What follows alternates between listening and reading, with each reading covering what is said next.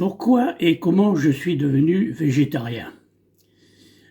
En 1960, jeune marié, je souffrais d'asthme, de crise d'asthme.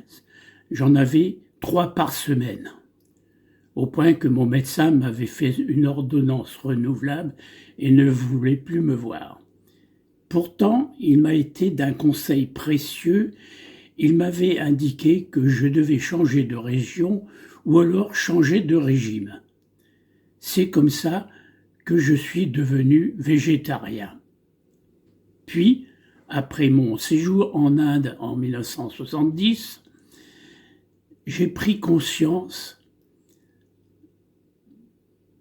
dans cette spiritualité du yoga que bien des philosophies qu'il conseillait, les enseignements, les maîtres conseillaient d'être végétarien, mais je n'étais pas encore convaincu, je restais uniquement dans le plan santé.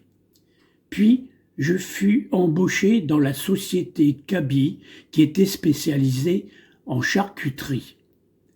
J'étais le seul représentant végétarien à ce moment-là et cela faisait bien rigoler mon directeur de vente.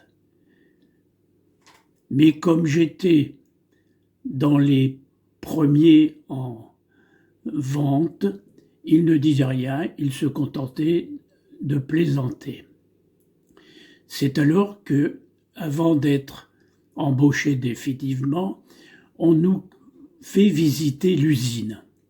Et c'est là que j'ai pris conscience, dans une angoisse intérieure, du souffrance des animaux qu'on abattait comme ça à la chaîne. Les animaux, les vaches à la queue leu-leu, qui ressentaient la souffrance de l'animal qui était tué devant elle. Ça a été le déclic. Je ne pouvais plus tolérer non seulement de travailler pour la charcuterie, mais aussi de devoir manger encore de la viande. Je ne pouvais accepter cela dans mon fort intérieur et mon âme m'a convaincu qu'il fallait que je change de régime. C'est ainsi que je suis devenu végétarien définitivement et convaincu que la souffrance des animaux, on pouvait s'alimenter autrement, surtout à l'heure actuelle. Voilà, c'était pour vous inciter à prendre conscience de la souffrance des animaux qui sont abattus comme des choses inférieures et pourtant les animaux ont une âme. Voilà, merci de m'avoir écouté et je vous souhaite des bonnes fêtes de fin d'année et des bonnes fêtes de fin d'année et de Noël.